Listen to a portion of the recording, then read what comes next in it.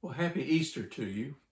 And the next 6 weeks or so is a period that is known um, as Eastertide. So there are several weeks of Easter coming up. The focus in the lectionary text for these next several weeks is going to be on the development of the early church. And because that is the focus, there will not be an Old Testament lesson from the books of history or from the Torah, but there will always be a psalm. But the other texts are all New Testament texts. The principal New Testament text, I'd say, will be the book of Acts each time. And so we're going to begin with the book of Acts and then jump back to the psalm of the day and then move on forward to the epistle reading and to the gospel lesson. The text from the book of Acts is one that I would say over many years I've heard, I won't say misused, I've heard inappropriately exaggerated on the part of ministers from the pulpit. I'm going to read the text and I'm going to bet you're going to understand why I'm suggesting that. It is from Acts, the 4th chapter. Now the whole group of those who believed were of one heart and soul, and no one claimed private ownership of any possessions, but everything they owned was held in common. With great power the apostles gave their testimony to the resurrection of the Lord Jesus, and great grace was upon them all. There was not a needy person among them, for as many as owned lands or houses sold them and brought the proceeds of what was sold. It goes on a little bit about how they laid it at the feet of the apostles. At first glance, obviously, this seems like the idyllic communist society. And that's where I've heard it used inappropriately from the pulpit, as though this is how we're all supposed to be. Funny thing is, I don't see any other examples like that in the New Testament church.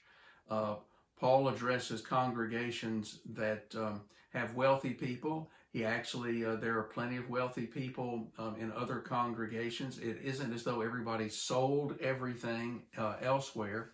And it may not even be so clear that everybody has sold everything here. I think Luke in his writing, remember Luke wrote the gospel and also the book of Acts. Luke in his writing, I think, is very careful trying to meld two ideas in what he sees as this snapshot of the very first congregation in a very singular moment of time. How long was this moment of time? I'm not really sure, but it was a singular moment, one congregation, the first congregation, the one in Jerusalem.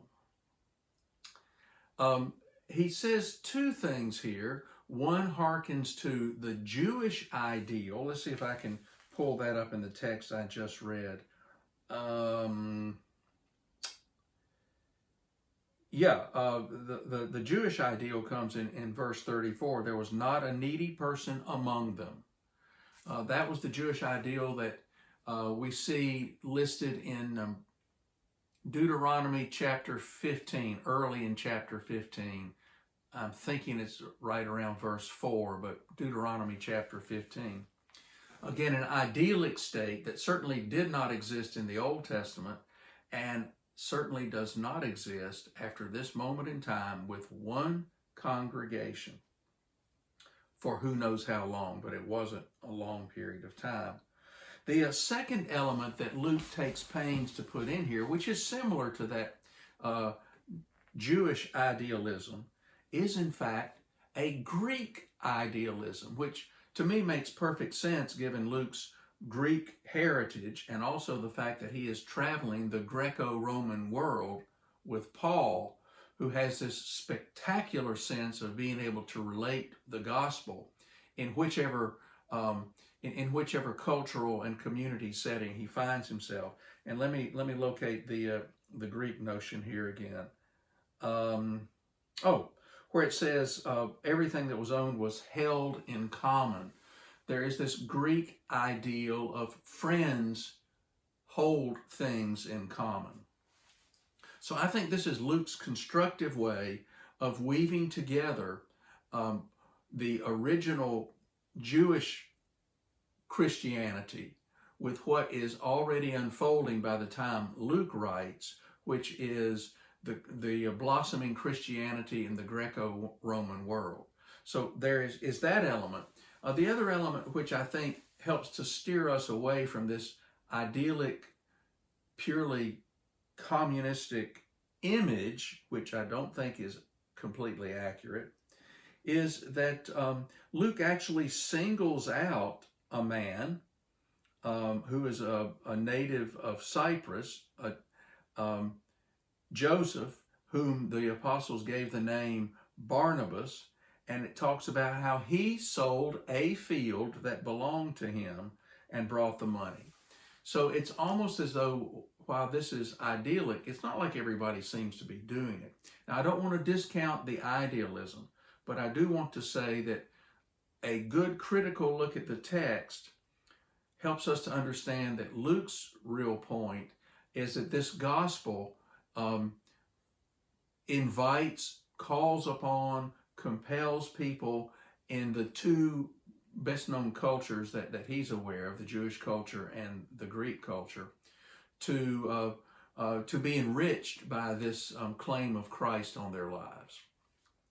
So I think that's probably the best place to stop with this text, but it is worth noting anyone who wants to speak on this text about its what it does culturally ought to look at the other cultures in the book of Acts to see that this does not hold true everywhere.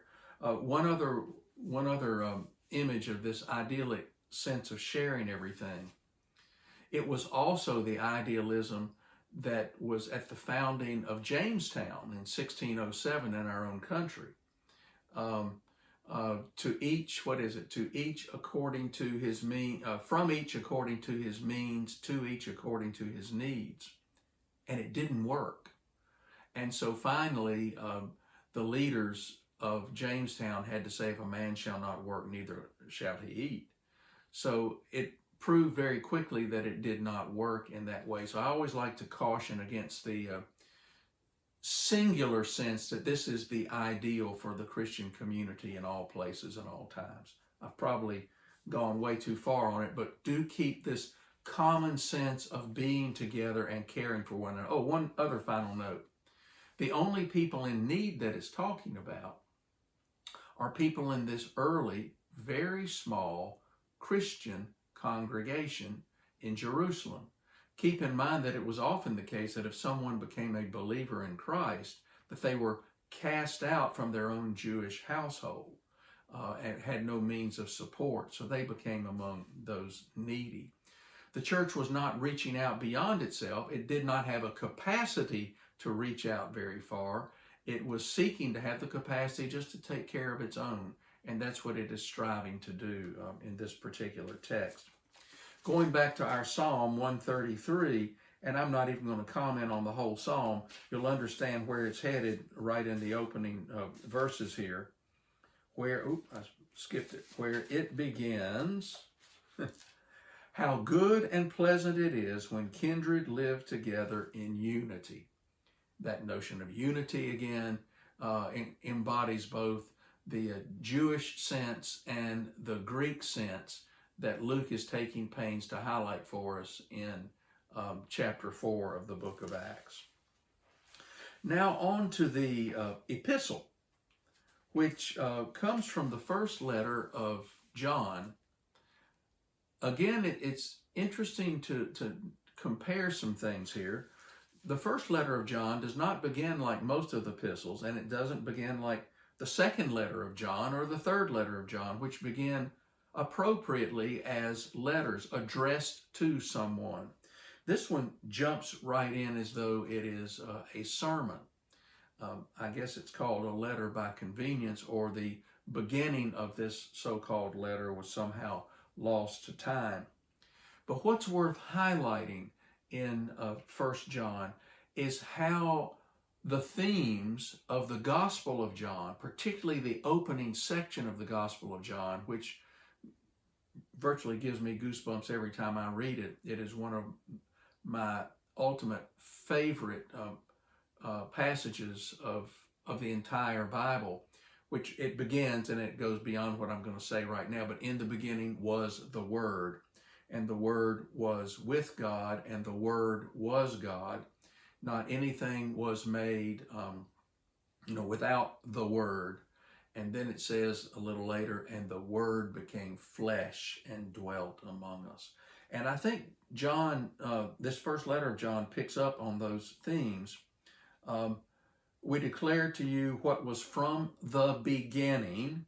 We don't know which beginning of the church, or I think maybe he's referring to the ultimate beginning of creation.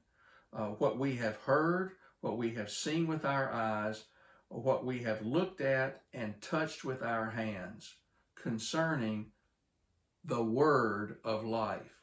Now, I think it's easy to take the word of life here as something that's verbal and spoken or written, but I think that right here, John is referring to the Word, Jesus who became flesh, the Word that became flesh and dwelt among us. At any rate, there's some other elements going on in here too that do battle with some of the concerns of the early Christian community. And note what John says, what we have heard, it's one of our senses, right? What we have seen with our eyes, he re-emphasizes that with what we have looked at and what we have touched. So ears, eyes, and touching here are important things. The early church had a great struggle with Gnosticism, which basically was the view that, well, Jesus wasn't really a human. He looked like a human, but he was pure spirit, and he put on this shell of a human. And what the Gospels what the New Testament in a number of places, and here's one of them, I believe, is fighting against is, oh, no. Jesus was truly flesh and blood. We could see him, we could hear him, we could touch him physically, put our hands on this human person. And I believe that that's what John is doing here, is translating this pre-existent Christ, the Word that was with God from before the beginning, to this person, this Word of life, who we have heard, we have seen, and we have touched. I think it's a very powerful counter to thinking that, well, Jesus kind of looked like us, but he really wasn't tempted like us, didn't have pains like us, and so forth. And the New Testament really wants to say, no, that doesn't get it at all. What we believe and what we preach is this genuine flesh and blood, the Word made flesh. The gospel reading is one of the early resurrection accounts. Oh, and by the way, there are good, reliable authorities. I think this is quite a legitimate discussion that would suggest that the Gospel of John actually ends after verse 30 in chapter 20. Verse 31 after chapter 20, and there was no chapter 21, but that came a little bit later. Maybe not. There are other fine authorities that say, no, this is a legitimate continuation. But this resurrection appearance is one of the ones we know so well. It was the evening and morning of Easter, and the disciples were behind locked doors for fear of the Jews, and Jesus appears and says, peace be with you, and he talks to them. And anyway, before I jump to the Thomas text, after he talks to them, he does something that we often miss in our understanding of the New Testament. According to the Gospel of John, it's right here where Jesus breathes on his disciples and say, receive the Spirit. In the New Testament, the word for spirit and breath is the same word, pneuma, from which we get pneumatic tires, pneumonia, thinking about our lungs and air.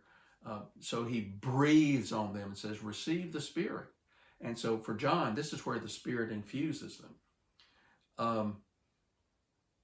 In the Old Testament, that'd be a very Jewish notion. Old Testament, the word is ruach for spirit and breath and wind. The other element of this, which is the one that grips us the most, is dear Thomas, who may have been the most theologically adroit. I'm looking back and thinking now, chapter 11 and maybe chapter 14. But Thomas isn't with them. While the rest of them are cowering behind a locked door and hiding out, Thomas is out and about. I say that gives Thomas a lot of credit as a person. So he's not with them when Jesus appears.